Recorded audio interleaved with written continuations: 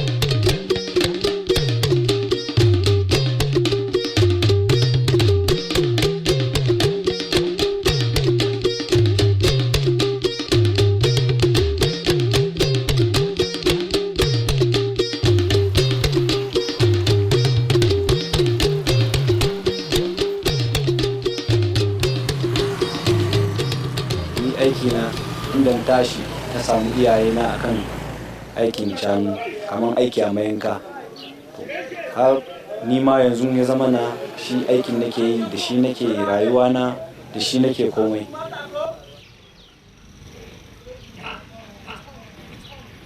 Aikinmu da muke ciki a mayanka muna da ɗan matsaloli kaɗan na kayan aiki, amma duk da haka dai muna ƙoƙari a kaman lar 2-3 mu gama aiki. Abin da zan gaya muku akan aikin mayanka.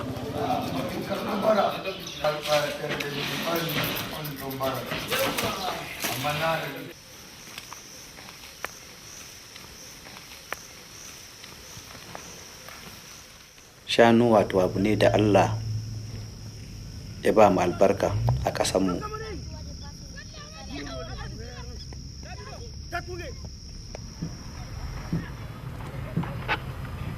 Kuma komai a jikin saniya bayarwa ana amfani da shi.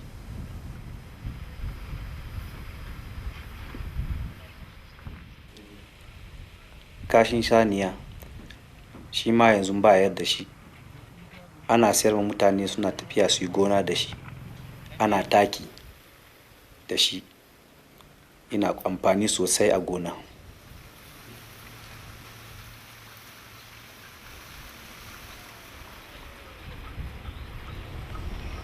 Kuma nono na nan ana amfani da shi, ana amfani da nono saniya.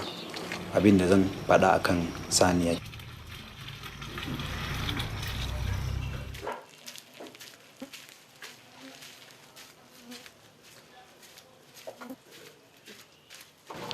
Lorsque le lait arrive, on pèse le lait, on filtre. Maintenant, on met à la procession de la production de yaourt. On produit presque 3 types de produits. Il y a d'abord le lait frais, pasteurisé. On a le yaourt à boire. On a aussi le fromage.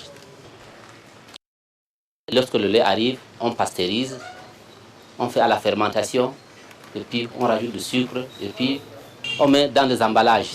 Et puis maintenant, on envoie dans le commerce.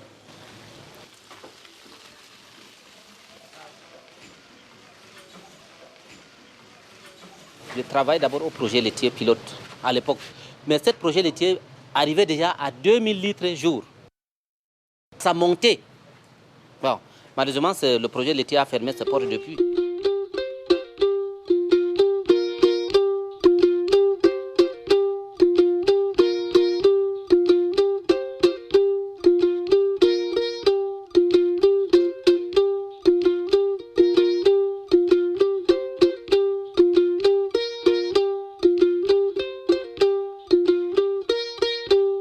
nous sommes peut-être à 300 litres jour. On a suffisamment de lait qu'on n'arrive pas à transformer. Il y en a suffisamment en saison pluvieuse. On ne prend même pas 1% de la production. Les éleveurs ne savent quoi faire avec leur lait. Il y a d'autres même qui versent, ne peuvent pas vendre.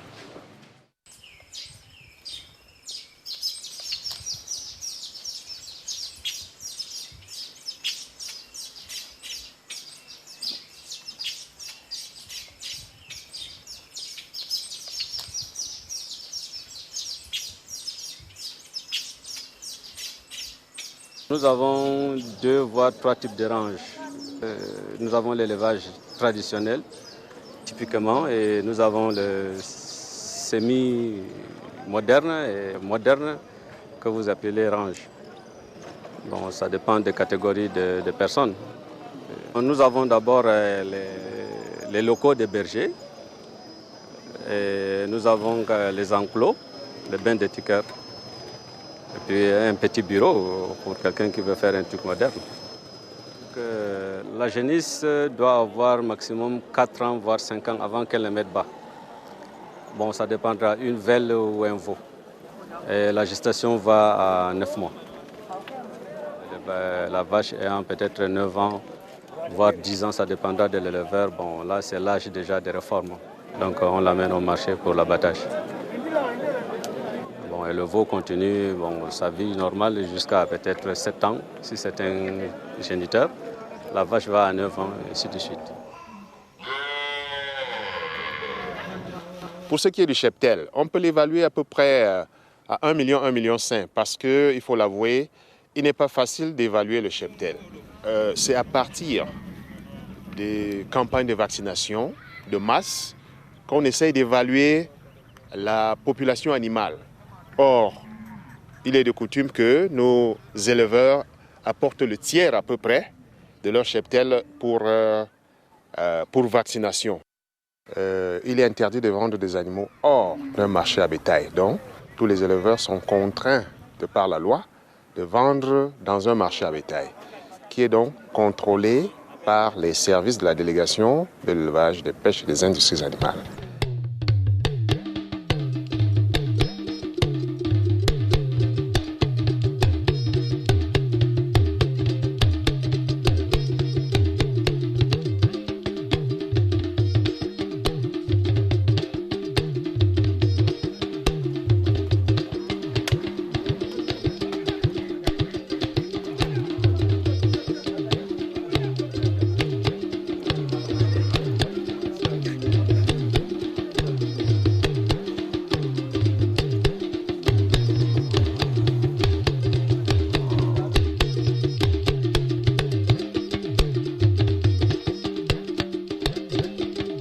Chaque boucher qui a assez de moyens pour acheter un animal sur pied, ça c'est rare, on en trouve, mais c'est pas facile.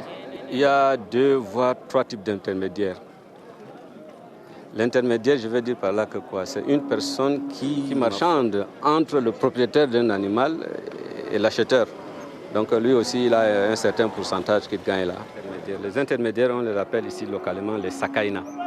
Un démarcheur peut acheter sans toutefois vous donner cash, il achète, vous dites que d'accord, et quelque part il va revendre sur place et puis il vous rembourse votre argent. Il y en a qui sont là spécialement pour ça. Et dans le marché que vous voyez, je veux vous dire que 50% sont des démarcheurs, 50% sont des acheteurs, les cylindrés comme moi je peux les appeler ainsi. Ceux qui ont les moyens pour acheter et revendre à Yaoundé ou ceux qui doivent vendre au sud. Mais 50% c'est des démarcheurs. Un démarcheur peut acheter un animal et revendre à un boucher au crédit s'il n'a pas assez de moyens. Lui, quand il va abattre, il revend et puis il rembourse à l'autre. C'est comme ça que ça se passe. Et il y a ceux qu'on appelle les barandas. Les barandas sont que des détaillants. Alors eux, ils achètent pour revendre. Ce sont donc les barandas. Mais ce n'est pas pour autant dire qu'ils sont des commerçants à bétail. Les commerçants à bétail aussi, c'est autre chose. Donc les barandas, lui, il achète sur place, il revend sur place. Et le commerçant à bétail, il achète pour donc amener ça au sud.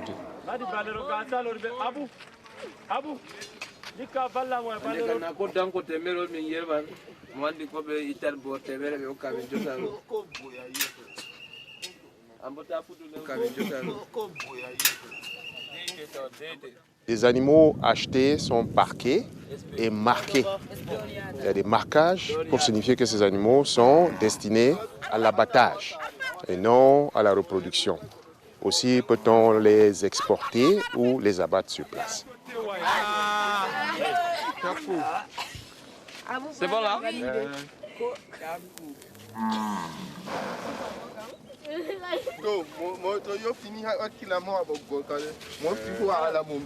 Allah digandi awan mon gam.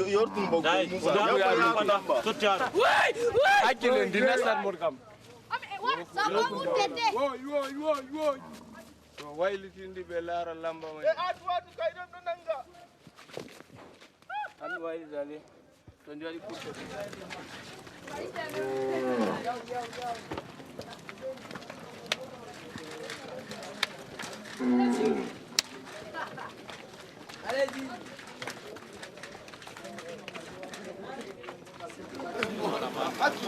Et chaque matin, ceux-là qui ont acheté des animaux choisissent à leur gré les animaux qui peuvent être abattus.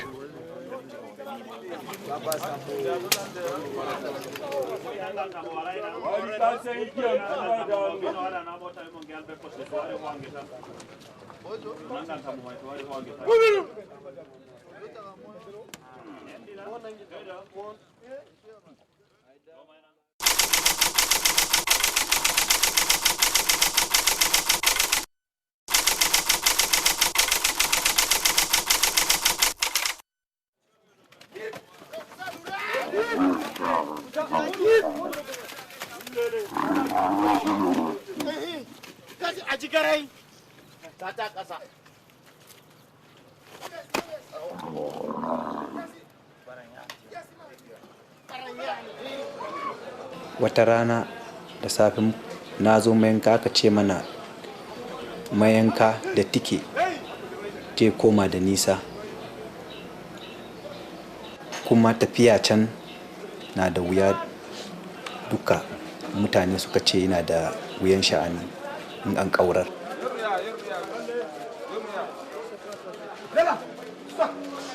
Sabon mayanka modern ne, kuma mashin ne je sanji da mutane. Muka ce ba mu san me in ya sanju haka ba, me mutane ya me za mu zama ba.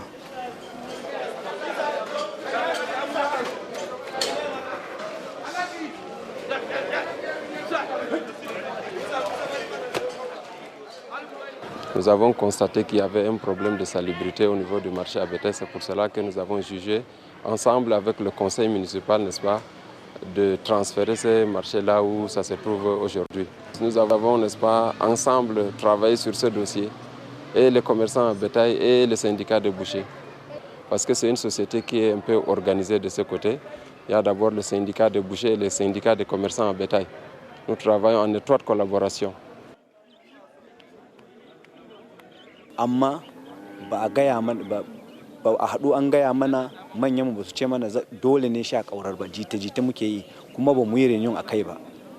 Abin da zan gaya muku kenan. 300 animaux au milieu de la population, des animaux qui venaient du nord, du sud et d'un peu partout. C'était le risque avec tout ce qu'il y a comme établissement tout autour. Ce n'était plus convenable que l'on garde ce marché en plein centre de la ville. Et tout autant que l'abattoir, cela s'imposait, que ce soit quelque peu éloigné de la ville. Shanu da ake kaiwa kamar mayanka aikin nan ana ba mutane wanda suka san aikin shanu, wanda suke da ilimi, don maganan kamar su ana su accident a hanya in ana kawowa. Saboda haka ake son mutane da suke da ilimi su kai shanu.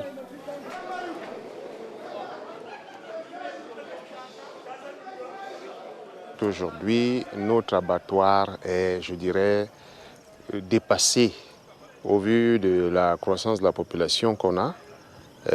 Il est étroit, il ne répond plus tout à fait aux normes, mais quand même, nous essayons, en ce qui concerne la qualité de la viande, autant que faire se peut, d'assurer cela.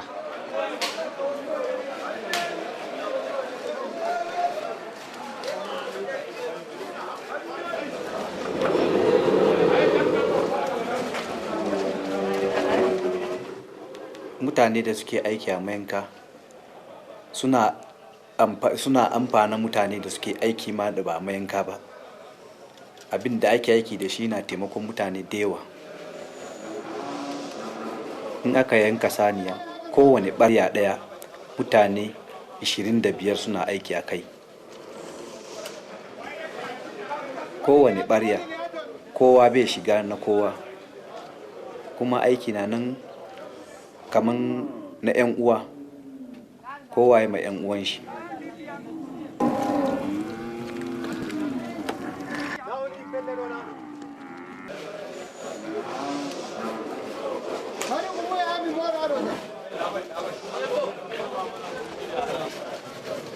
Kaman sha'ani na kafa da ardi, a da ainihin da iyayenmu suka tashi zubar da su ake yi, amma yanzu yana da daraja, ana kai su ta ƙasashe da yawa. Ba mu ci ma nan, ko muna so ma ba mu so, ana kwamandan su da nisa. Yanzu abin ya daɗa albarka ne, ba mu shina ba, ko a lokacin dan nan ba mu san ba su da daraja ne, ko yanzu da aka fi sanin darajar shanu.